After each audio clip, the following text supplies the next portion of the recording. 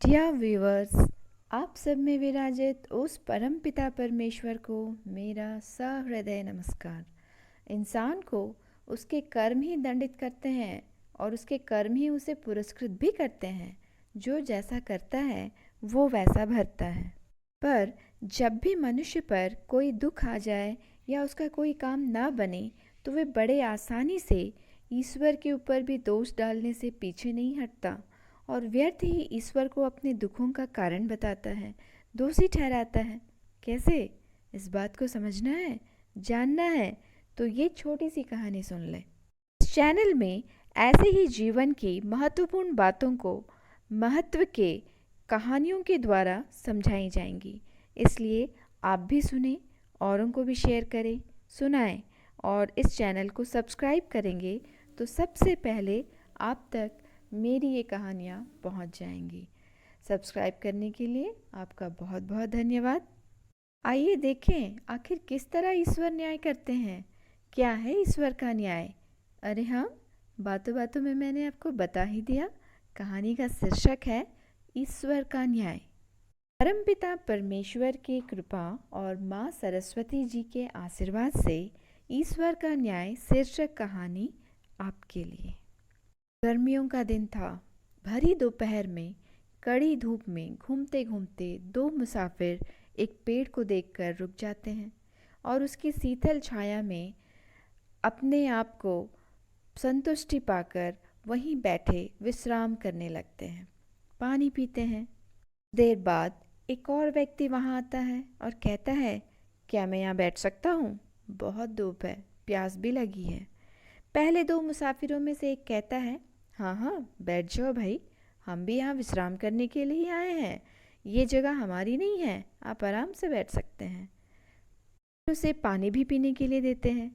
काफ़ी देर बैठने के बाद तीसरा व्यक्ति कहता है, भाई मुझे अभी आगे बढ़ना होगा क्योंकि मुझे बहुत भूख लगी है और खाना ढूंढने के लिए मुझे आगे जाना ही पड़ेगा। तभी पहला और दूसरा व्यक्ति, जिनके पास पहले से खाना रखा हुआ था, कहते हैं, देखो भाई, भूख तो हमें भी लगी है, हमारे पास रोटियां भी हैं, पर इतनी देर से हम इसी असमंजस में थे कि हम दोनों के पास कुल मिलाकर 8 रोटियां हैं। मेरे पास 5 रोटी हैं और इसके पास 3 रोटियां हैं और हम 3 व्यक्ति हैं। ये 8 रोटियां तीनों व्यक्तियों में कैसे बांटें? इसलिए इतनी देर से हम भी नहीं खाना खा पाए। दूसरा व्यक्ति सुनकर खुश हो जाता है कि इनके पास खाने के लिए रोटियां हैं और फिर कहता है, अच्छा इसमें कौन सी दिक्कत है, सभी 8 रोटियों के बराबर 3-3 टुकड़े कर दें, 24 टुकड़े होंगे, हम तीनों को 8-8 टुकड़े बराबर बराबर मिल जाएंगे। दोनों सुनते हैं और कहते हैं, अरे वाह, आपने तो इतनी आसानी से इसका समाधान कर दिया, आप तो बहुत बुद्धिमान हैं, आपने बहुत अच्छी बात बताई है, हम ऐसा ही करते हैं। फिर वे तीनों 8-8 रोटियों के टुकड़े खाकर उस दिन वहीं उस पेड़ के नीचे रात भर विश्राम करने लगते हैं।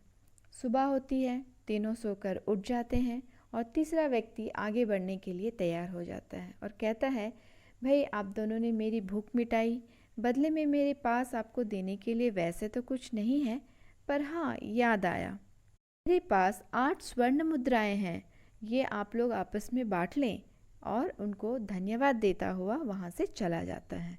अब पहले और दूसरे व्यक्ति दोनों में समस्या आरंभ होती है। समस्या ये कि उन 8 मुद्राओं को दोनों आपस में कैसे बांटें। पहला कहता है, मैंने 5 रोटियां दी, तुमने 3 रोटियां दी, सो 5 और 3 का हिस्सा होना चाहिए। दूसरा कहता है, हम दोनों ने रोटियां दी हैं तो दोनों में समान समान 4-4 का हिस्सा होना चाहिए। दोनों बहस करते हैं पर किसी नतीजे पर नहीं पहुंचते हैं। दोनों कहते हैं, चलो हम राजा जी के पास पहुंचते हैं और सारी कहानी उनको बताते हैं। राजा ने समस्या का समाधान करने को लिए उनसे 1 दिन का वक्त मांगते हैं क्योंकि वे भी असमंजस में पड़े। फिर राजा उनसे कहते हैं, आपको आपके समस्या का कल समाधान मिलेगा। सभा समाप्त होती है। राजा जी खा पीकर सो जाते हैं। के बाद सपने में उन्हें ईश्वर के दर्शन होते हैं, जिसमें प्रभु ईश्वर राजा से कहते हैं, कहो राजन, तुमने उन दोनों के लिए क्या समाधान सोचा है? राजा कहते हैं, प्रभु मुझे लगता है पहला व्यक्ति ठीक है, 5 और 3 का हिस्सा कर दूंगा। ईश्वर उसे बहुत गुस्सा करते हैं, कहते हैं ऐसे कैसे 5 दिन का हिस्सा करोगे। राजा डर जाते हैं और कहते हैं ठीक ठीक है। फिर भगवान, दूसरा व्यक्ति ठीक है, दोनों ने ही रोटियां दी थी, तो समान समान 4-4 का हिस्सा कर दूंगा। पर ईश्वर उन्हें और ज़्यादा गुस्सा करते हैं। राजा जी कहते हैं प्रभु, मेरी समझ में कुछ नहीं आ रहा है, कृपा करके आप ही बताइए मैं क्या करूं, इनका मैं कैसे समाधान करूं। भगवान कहते हैं तो सुन, 7 और 1 का हिस्सा दे दो। राजा को कुछ समझ नहीं आता, 7 और 1 कैसे प्रभु। पर कहते हैं जिसने 5 रोटियां दी हैं उसे 7 सिक्के दे दो, और जिसने 3 रोटियां दी हैं उसे 1 सिक्का दे दो। अब आप बताइए श्रोतागणों, आप ही बताइए ये कैसे हुआ। सोचे सोचे, ध्यान दें। ठीक है, इस बात को जानने के लिए ईश्वर राजा जी को फिर आगे बताते हैं तुम्हें रोटियों के बंटवारे पर ध्यान देना होगा।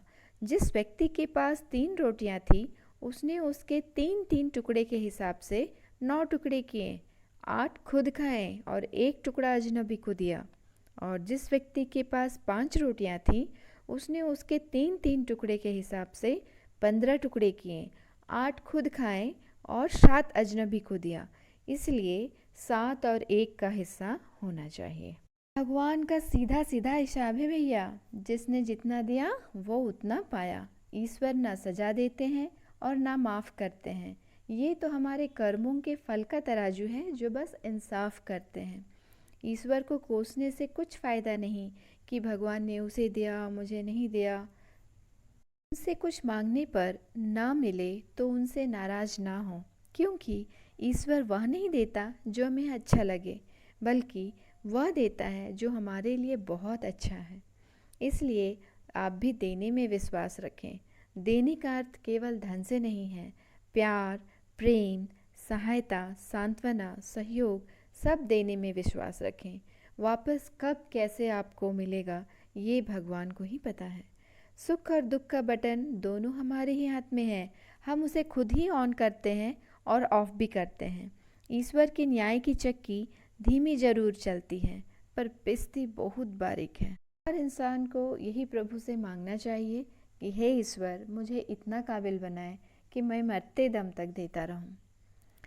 आपने सुना भी होगा गिव एंड टेक कहा जाता है, फर्स्ट गिव और टेक नहीं, गिव एंड टेक कहा जाता है। तो देने की शुरुआत हमें हमसे ही शुरुआत करनी चाहिए। Give to the world the best you have and the best will come back to you. कहानी पसंद आए तो प्लीज़ लाइक करें, शेयर करें और सब्सक्राइब ज़रूर करें ऐसी मज़ेदार कहानियों के लिए। तब तक बाय बाय, थैंक यू।